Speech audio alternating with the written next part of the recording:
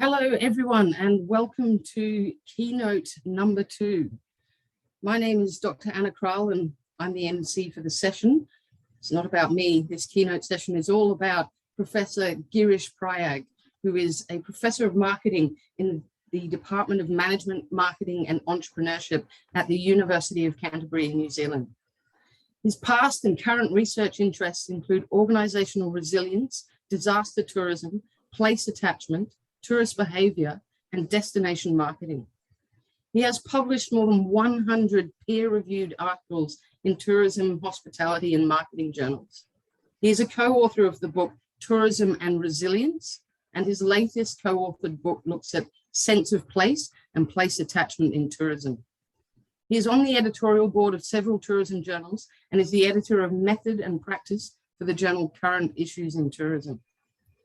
As a member of the organizing committee, I can tell you when we were first thinking about who do we want to be our keynote speeches and what are the topics, we immediately thought of resilience and we immediately thought of Girish. And we were very pleased that he immediately accepted our invitation as a keynote. So without further ado, I pass you over to Professor Prayag, and he is going to talk to you about tourism resilience in the next normal. Thank you. Kia ora, everyone. Kia ora, everyone. Thank you, Anna, for this kind introduction. I would like to begin by acknowledging the traditional custodians of the land on which we were supposed to meet originally. I would also like to pay my respects to elders past and present. I also take this opportunity to thank Kathy and the entire team at Griffith for organizing this conference. And in particular, Elaine and Leonie for inviting me to do this talk. Now, the last 2 years have been very challenging for individuals, tourism organizations, tourism-dependent communities, and destinations worldwide. As individuals and scholars, we have become more familiar with words such as new normal and resilience.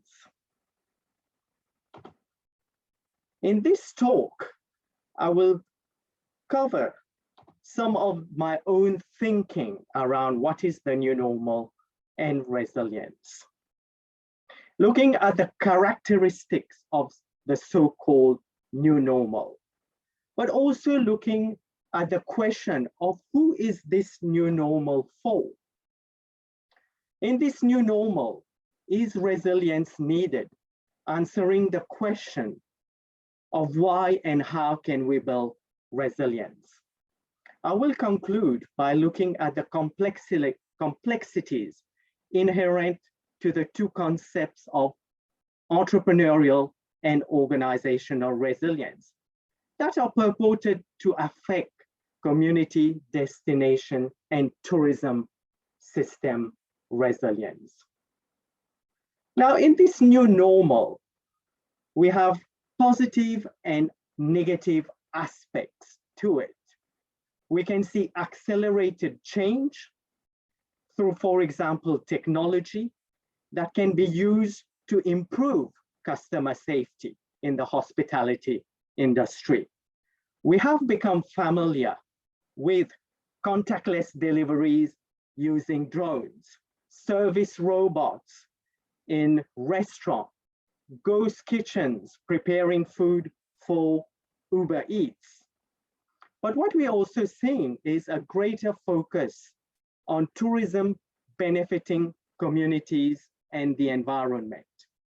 As an example, Pure Salt, a tourism charter boat organization that operates in the Fiordland of New Zealand, has been undertaking environmental conservation and restoration work in the Doubtful Sound pre-COVID, and has continued to do so despite the challenges they are facing due to low international tourist numbers to New Zealand.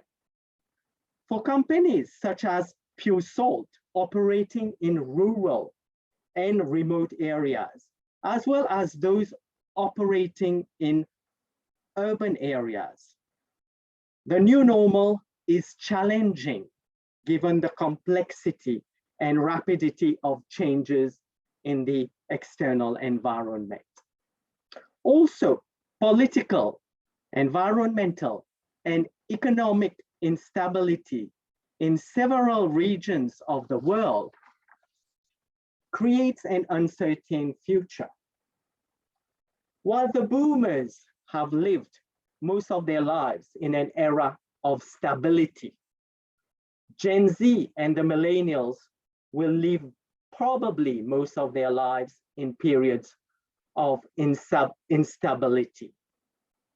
With this uncertainty comes rising levels of stress and anxiety. Yet, when faced with hunger, poverty, poor health and education, and limited access to vaccine, who is this new normal for? Is this new normal for the privileged global north? Have the problems of the old normal really gone away in both the global north and south? These are some of the questions that I invite you to reflect on during this presentation. As an example, if I look at tourism in New Zealand in the old normal, what we can see is pressure on infrastructure, environmental damage, over-tourism in scenic spots, and communities finding it difficult to cope with the pressure that tourism is putting on society. So are these problems really gone in the new normal? In the global south, countries such as Maldives have raced to open borders to international tourists in July 2020, with visitor arrivals in 2021 reaching more than 80% of pre-COVID levels. So do global south countries have another economic development alternative other than tourism? In the global north, we talk about tourism reset. We talk about regenerative tourism. We talk about community-centered tourism in this new normal. But a recent article in The Economist last week outlines how Southeast Asian countries actually can't wait to go back to pre-COVID tourism numbers using an existing growth model. So basically, it seems a coexistence of new normal for some, and let's go back to the old normal for others. However, while there's still hope for tourism in both the global north and global south, a recent BBC travel report last year found that despite travel restrictions, post-pandemic younger tourists will be looking for experiences that are more integrated in local communities. Travelers are looking for small group and flexible travel. We're all familiar with the boom in staycations and domestic travel, and this has been portrayed as a positive trend globally. But let me ask you the question, when there are no or limited economic options other than tourism, who will be resetting the tourism industry for these countries? Who will be showing them alternative economic development pathways? Often, the political will is not there.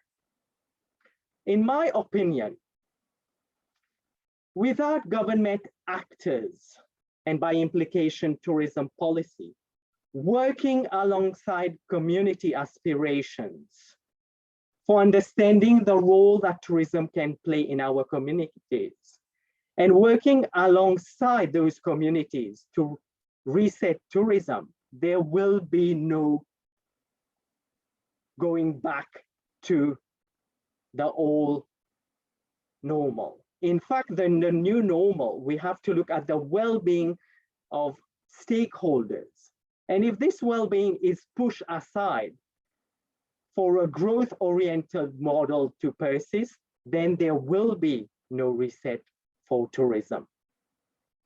If tourism doesn't empower communities and business practices do not change to shape travel preferences and tourist behavior, we're going to go back to the old normal. Unfortunately, the word resilience has also been thrown in the lot by policymakers, UNWTO, business and community leaders as the magic solution to old and new normal problems. At the beginning of COVID-19, Catherine Dalton sums up very well the importance of resilience. All normal issues, such as sustainability and climate change, have not really gone away due to the pandemic. Thus, resilience building should be more for coping with accelerated environmental change than anything else. But also what this quote is showing is a resistance to move away from growth-oriented tourism models. Nonetheless, conversations about resilience cannot be divorced from sustainability, climate change, and discourses on alternative economic models. However, due to its easy to grasp meaning, resilience has become a buzzword. Politicians love using that word. It's like a magic solution for individuals, communities to become resilient. Resilience is portrayed as a solution for individuals, communities, destinations to cope with any type of adversity. Yet, resilience finds its meaning only in relation to concepts such as vulnerability, risk, capacity to absorb change, and moving from periods of instability to back to periods of stability. Without understanding these concepts and their implications for resilience, resilience in itself as a term is meaningless.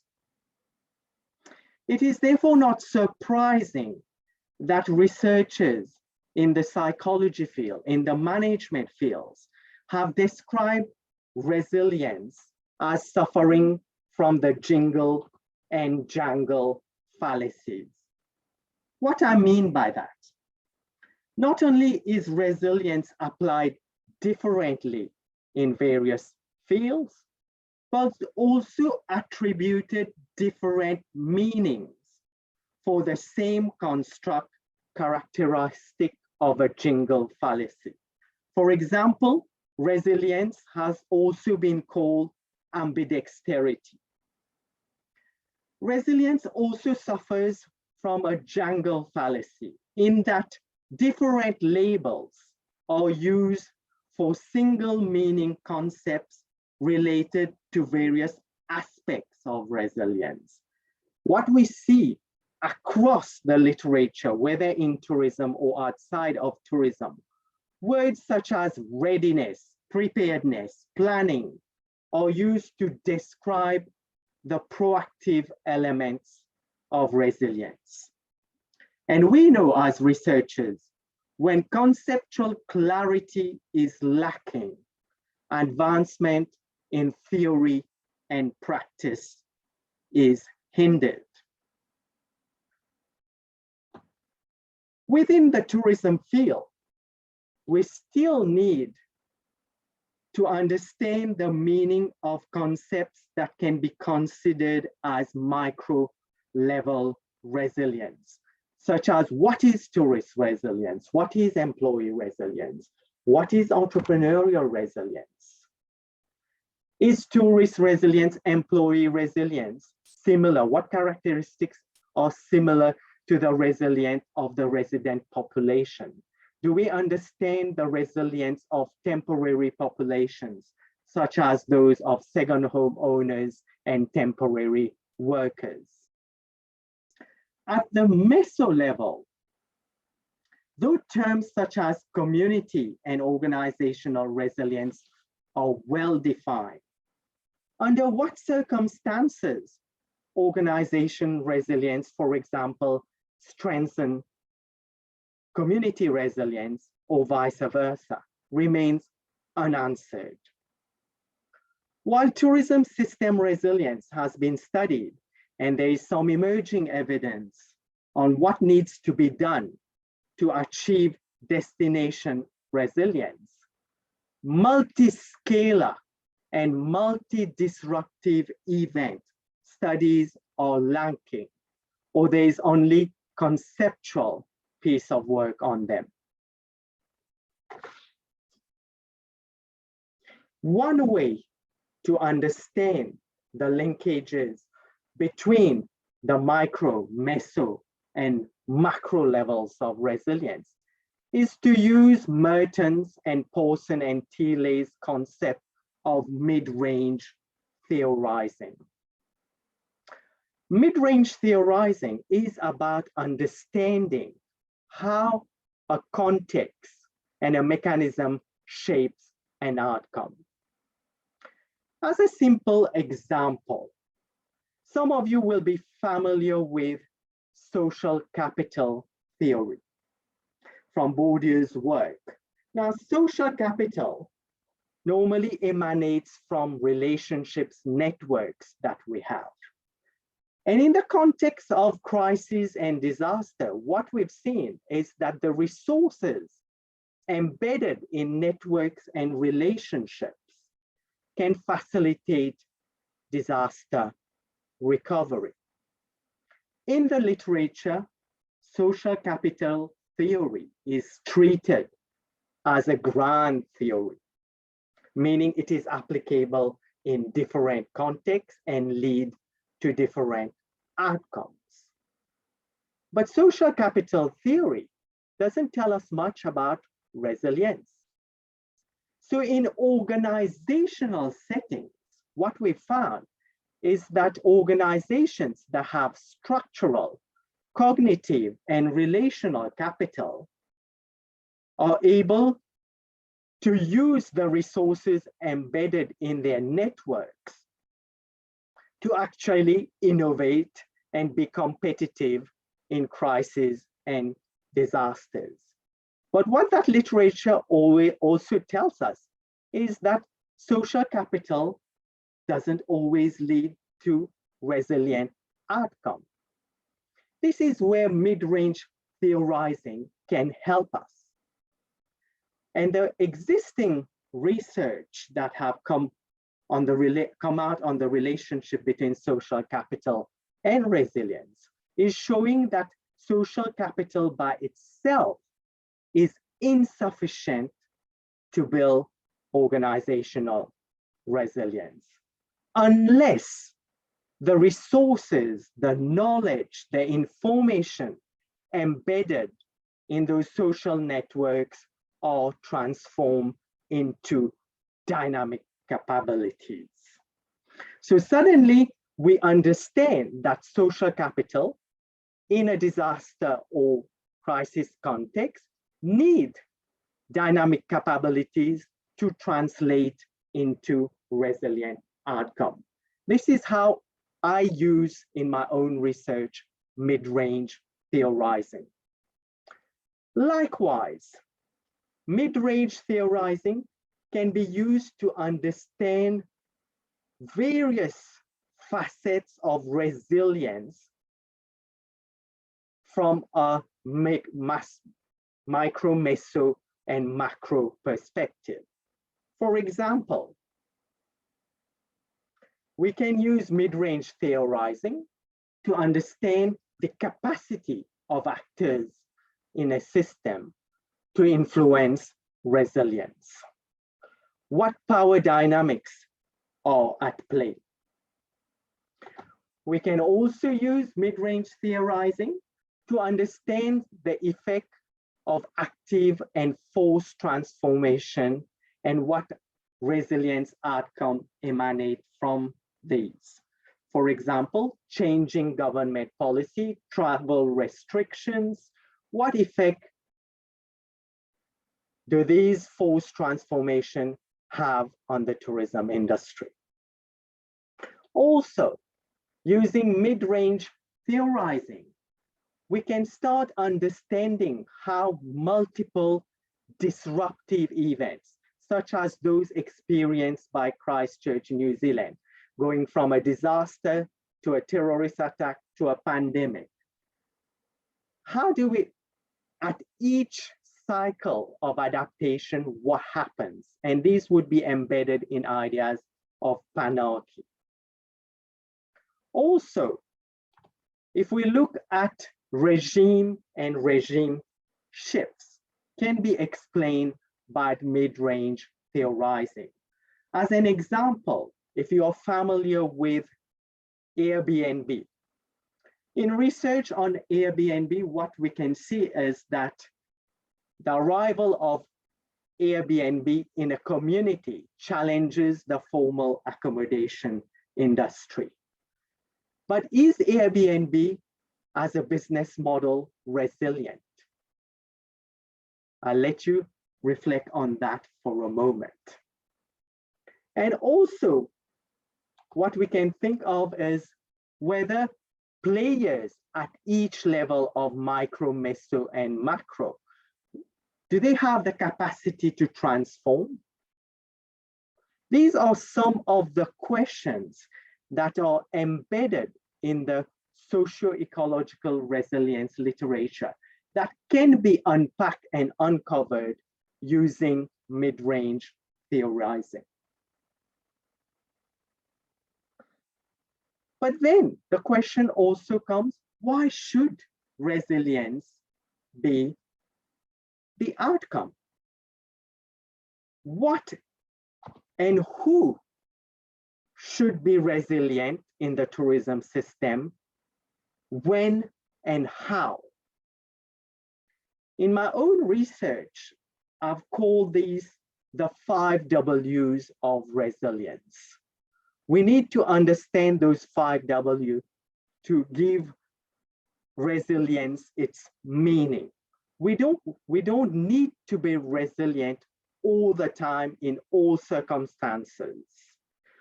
But certainly, if we want to build resilience, then we need to build practices that are sustainable, community-centered, with strong internal and external linkages in the economy, and a diversified economy. Most probably, these will allow tourism systems to become more resilient. Now, this brings me to the last and most recent research issue that I've been grappling with. And through this example, I hope to illustrate some of the complexities in understanding resilience at different levels.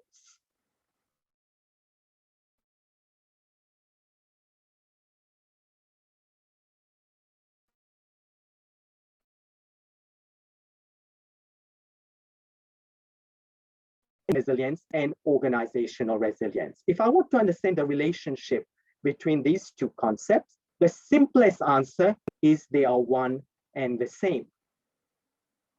And you can find this type of thinking in the entrepreneurship literature, where it has been argued that organizational resilience is totally dependent on entrepreneurial resilience.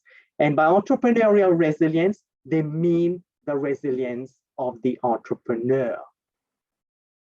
But there are specific conditions under which this is true.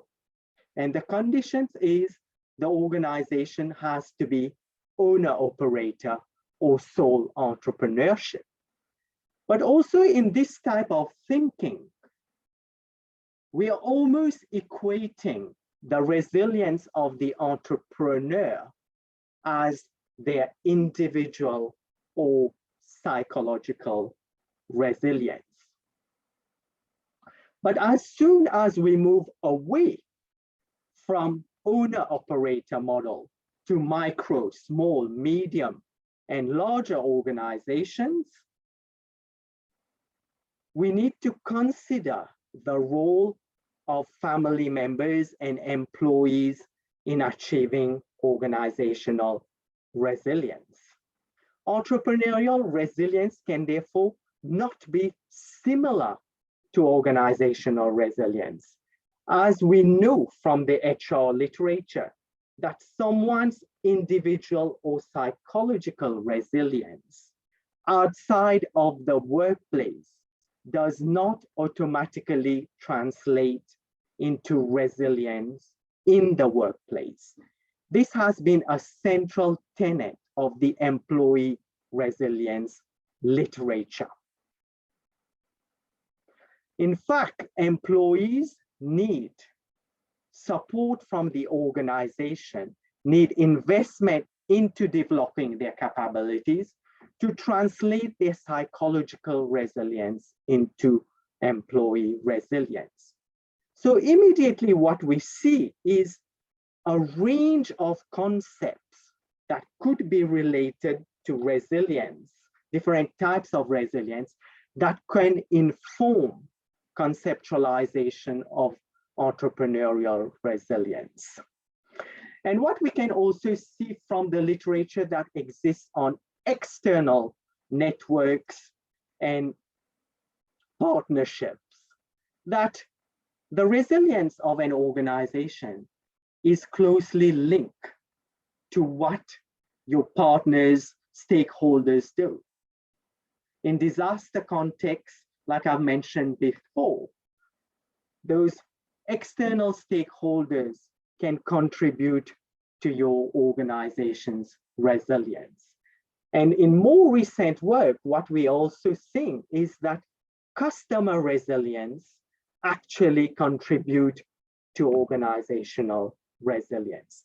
So it seems that there is things that you can do internally, such as looking at employee resilience, looking at psychological resilience, looking at resilience of the entrepreneur to inform theorization of entrepreneurial resilience.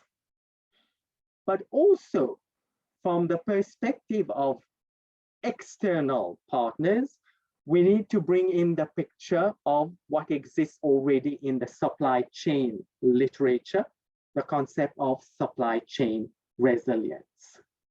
So there is a level of complexity that exists in doing work across those micro meso level. But also what we know is that one could almost think of entrepreneurial resilience as being nested in, for example, psychological resilience, employee resilience, and organizational resilience, allowing us to develop different types of typologies of when those things matters for entrepreneurial resilience. While I am only at the early stage of thinking about the relationship between these two concepts, if I look at the published work that already exists, they tend to think of entrepreneurial resilience as either being a trait or a behavior, not always acknowledging that there is more complexity within the organization and outside of the organization that determine that entrepreneurial resilience. And this year I had the opportunity to review a manuscript that was eventually published in International Journal of Disaster and Risk Reduction, where the authors tried to come up with what potentially could explain entrepreneurial resilience. And here I'm going to show you what they came up with. So basically, their argument is that entrepreneurial resilience an understanding of entrepreneurial resilience requires understanding entrepreneurial orientations of the individual, their entrepreneurial actions, and internal and external entrepreneurial support they receive. So when we look at what I've just shown you before and this, it allows us to think a little bit of the complexity that is involved in theorizing and operationalizing something as simple as the concept of entrepreneurial resilience.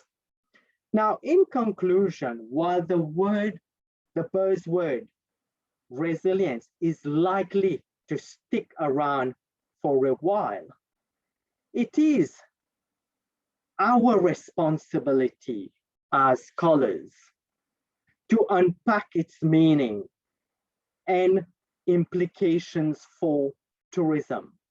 Now, given the lack of research on multi-level resilience and on multi-disruptive events, there is an opportunity for us as tourism scholars to contribute to those other disciplines who are also struggling to find answers to some of the questions that I've posed in my presentation. And last but not least, to pick up from where we left in the great debate in 2020 at AUT, where the question was asked, why is New Zealand often left off the map? I think the simple answer is we knew that COVID was coming and that we've been doing relatively well without being in the limelight for the rest of the world. I think I'm going to leave it as an open-ended question. Is the approach that New Zealand has taken to the pandemic, does it imply that we are more resilient than others? I leave that as a question. Ngā mihi nui, and thank you very much.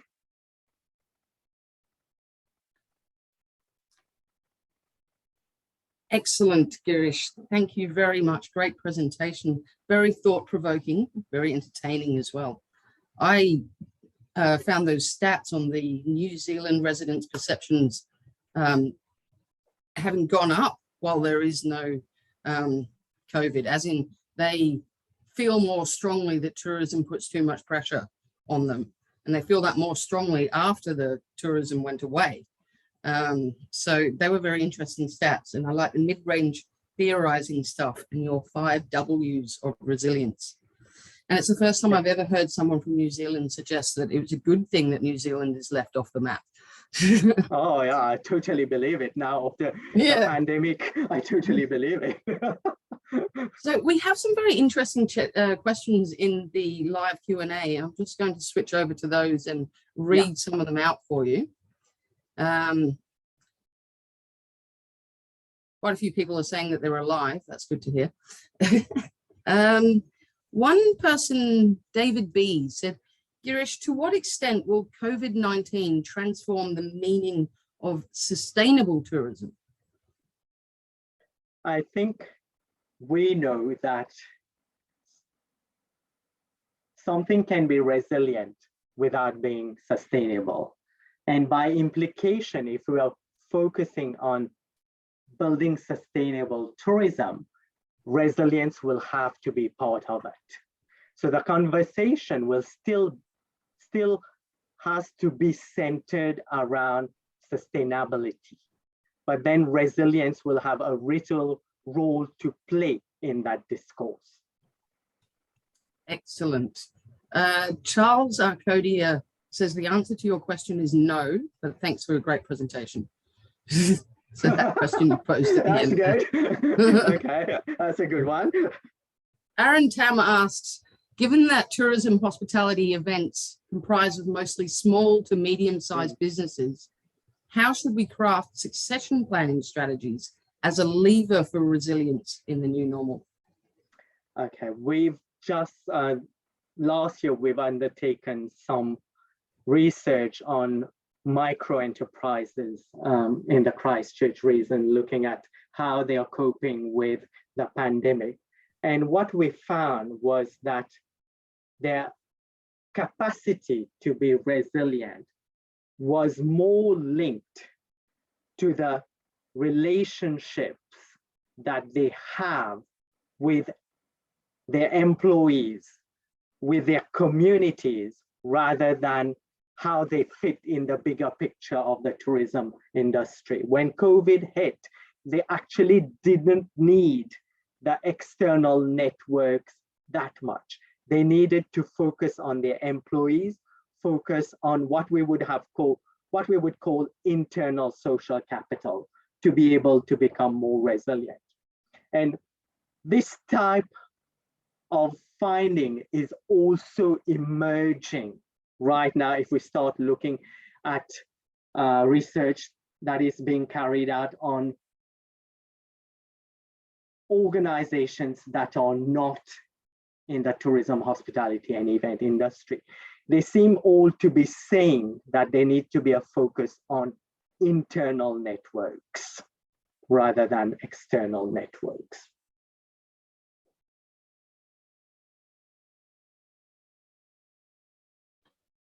So we have a thought-provoking question for you here from Guy Lohman. Yeah. Girish, I know that several senior academics in tourism feel disempowered about their actual contribution to tourism. This sense of frustration has been the case in addressing sustainable tourism and more recently with the pandemic. There are very few exceptions. Do you feel disempowered? More importantly, how can we shift our research questions, approaches, methods to make fundamental contributions to communities, government, and industry?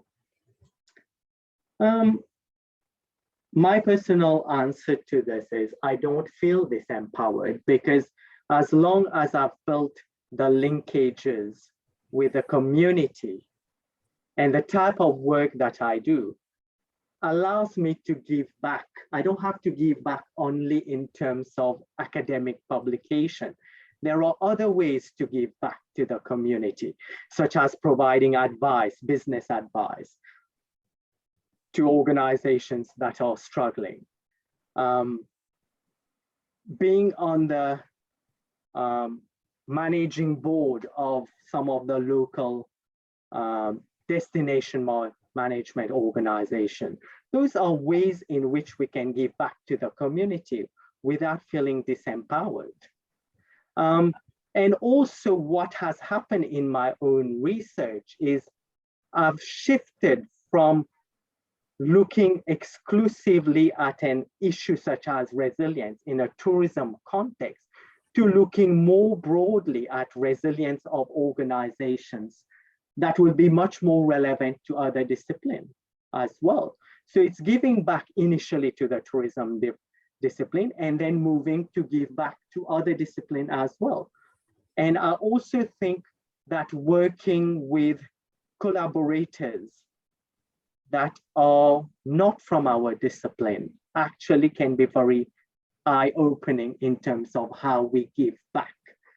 Very recently, in January, I was at a research retreat with one of our research cluster that we have here called Q. And this research cluster has engineers, has geographers, and it was the first retreat that we've had. Just conversations were eye-opening. We tend to be very siloed as a discipline in tourism. And unless we have those conversations with others, we're going to continue to feel disempowered. Right. I think that relates also to a question that was asked of our first keynote yesterday, Valerie Coombs. The question was, how can we design research that actually meets the needs of Indigenous people? And Valerie was very straight to the point with her answer. She said, just ask us what we want. Don't come to us with a suggestion for the research that you want to do. Come to us and ask us what we need. Then we will come to you when we know we want some research done because we know you exist. So that has always been a thing. Academics tend to come up with their own research and then impose it, and that's definitely needs to change. Yep. Excellent. So another question to you: how important is local cultural identity and heritage to all of this? Very important. If we are thinking about community-centered tourism as being a way to build resilience, then we cannot divorce identity of people, cultural identity from that. It has to be sitting right there in those conversations. And very often, local indigenous culture provide us of that alternative economic development pathways, alternative ways of thinking about relationships between the environment, social and economic.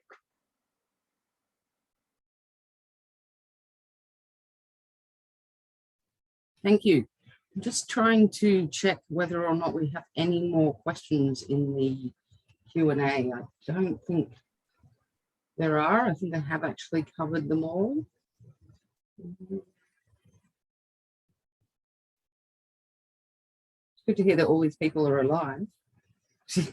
Oh, by the way, one thing I wanted to say to you, Girish, and also to all of the people who are in this session, because it's not something that the participants can see, nor can you because you're busy presenting, but there are more than 100 people here and have been for the last, since you started talking. So wow. It feels as a presenter that you're sort of talking to yourself, but no, there are definitely a lot of people in the room paying attention and getting a lot out of your presentation. So I say that for your benefit, but also for the benefit of everyone in the room. I was imagining some of my coffee friends sitting in front of me, so I was picturing their face while I was talking. Excellent. Did they have a drink in their hands? Oh well, most probably after this presentation, they will be running for a drink. Yeah. So a few more comments just came in. Tamara Young says, "We are here, Girish." Hello. We're thinking about you guys. Hopefully next year it can all be face to face. Yes. Barry Fraser asks, in one of your slides, you separate individual from employee resilience. What is the difference? Okay, so employee resilience requires the organization to do something.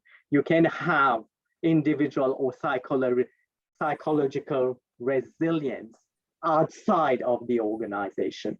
But for that resilience, individual resilience to transform into employee resilience, the organization has to create that supportive environment and has to invest in employees for them to mine that psychological resilience in the workplace context.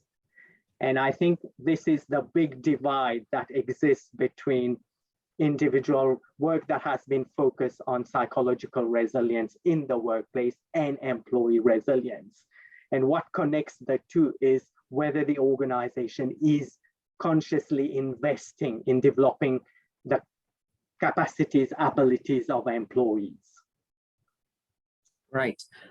I am conscious that we are almost up to the end of our allocated time, but there are 2 more questions that are already in the chat, and I'll pass them on to you. And anyone else who wants to ask a question, can you please make a connection directly with Girish to ask that question? Now, the 2 last ones are, Clifford Lewis says, always love the work you do, Girish. What is your suggestion for younger scholars studying this next normal? I think is to not forget that the old normal is still there. And in fact, some of the issues in the old normal, like climate change, sustainability, are still there. So we should not be rushing into doing only pandemic related work. And also in my career, I've been able to achieve what I've achieved because of the networks that I've built. And with COVID very often we felt we are very lonely as researchers. We are sitting at home and doing research on our own. We need to make a conscious effort to connect with others, to be able to feel good and advance our own research. Great. Okay, last question from Anne Hardy. Yeah. Girish, can we consider exits from tourism to be a sign of resilience? For example, if governments support businesses to leave, while we might see this as a sign of failure of business, is it actually a sign of resilience because we are recognizing what might not work in the new normal? Top of mind answer will be, it depends on what alternatives are being offered to these businesses. If we are not retraining them, or if we are not showing them other sectors where they could use their skill set, then exiting strategy will only weaken those communities where those businesses are located. So any exit plan strategy has to come along with retraining opportunities, has to find other employment opportunities for those people that are thinking that they need to exit the tourism industry. Wonderful. Thank you very much. And that does round up the time that we have. So I'm sure everyone in the room is joining me in a virtual round of applause for your keynote. Thank you very much for your time. Thank you. And your insights. Thank you very much. Excellent. Now we are moving on to an award presentation, which is rather exciting. Just trying to actually share my own screen. Let's try this one. Share. So I'm assuming you can all see that. Hopefully, yes. Actually, all I'm doing right now is handing you over to Associate Professor Tracy Harkison, who is from the editorial board of the journal Hospitality and Society. And Hospitality and Society sponsors an award here at Corthy for best paper that fits with their journal scope. So without further ado, I'll hand it over to Associate Professor Tracy Harkison, and she's going to announce the award. Thanks, Tracy. Kia ora, Anna. Thank you very much for the introduction. Girish, I very much enjoyed your presentation. It was very interesting, and I loved the fact that you carried on from the fact that we are hiding here in New Zealand and that nobody can find us on our map. So I think that was a very interesting way to finish off your presentation. Hospitality and Society, then, we are a journal. Obviously we're out there and we're definitely a bit different in our thinking, and I would love anybody to put forward any kind of full papers from the conference. Maybe that's a bit political, but it would be lovely to sustain and look at our hospitality side of this conference. It gives me great pleasure today to award this paper. Can I tell everybody the paper now? Yes. So the paper is entitled Gender Equality Initiatives and Implementation, a qualitative study of the perceptions of hospitality leaders in multinational hotels. And it's by Jess and Catherine and Elaine. And I'm actually really looking forward to reading the paper. I think it's even the title looks exciting and it looks amazing. So congratulations, ladies, well done. Fantastic that we have some very clear and very strong hospitality coming through. So congratulations again. Excellent. Thank you very much, Tracy. And congratulations to Jess, Catherine and Elaine. I'm sure most of you know them all. And Jess in particular is the PhD representative on the Corthy Council. So an appropriate little award there. Thank you very much, Tracy, and thank you to Hospitality and Society Journal. Oh, you're more than welcome. Thank you. All right, so now I am just going to give you a few reminders about the rest of today, our final day. Not immediately following this session. Following this session is your tea break. And I realize that I'm the person standing between you and having a bit of a walk around and getting up. So I'll keep it quick. After that tea break, we run into the concurrent session number 6, followed by lunch break. And then there are 2 more concurrent sessions in the afternoon. We also have the JCU book launch at 3:30 this afternoon. And my understanding is Daniel de Schwint is going to go there for that book launch as well. 4 o'clock this afternoon, the famous Corthy Great Debate. We will look forward to that one, always a very fun part of the program. And then, of course, at 5 o'clock, we have our closing ceremony and more awards will be announced for best papers and things like that. So don't forget the social media awards. Get onto your social media platforms and use these handles and tags. And there are 3 prizes that you could win. They're listed here on the left-hand side of the slide in blue. So the most online engagement, the most online promotion, and the coolest photos shared. To participate, apart from being active in social media, you actually need to submit your metrics.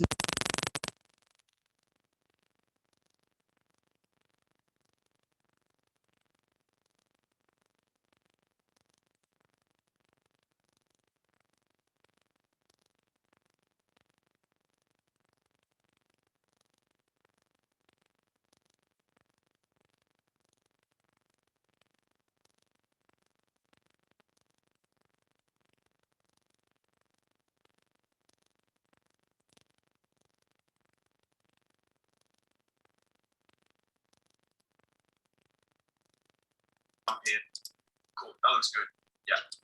And I'll shout out. Hi everyone. We seem to have lost Anna's sound there.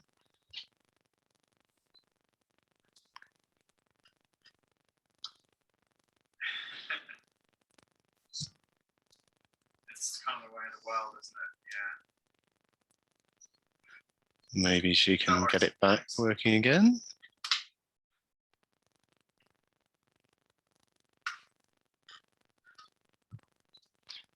Just try speaking again, Anna.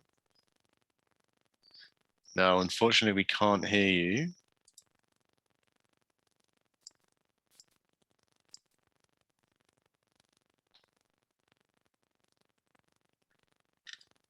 I guess maybe we'll have to leave that there. Anna, do you want to just leave it there? I think we've covered most of what was supposed to be happening in the meeting. Okay, I'll say thanks very much, everyone, and see you in the next session.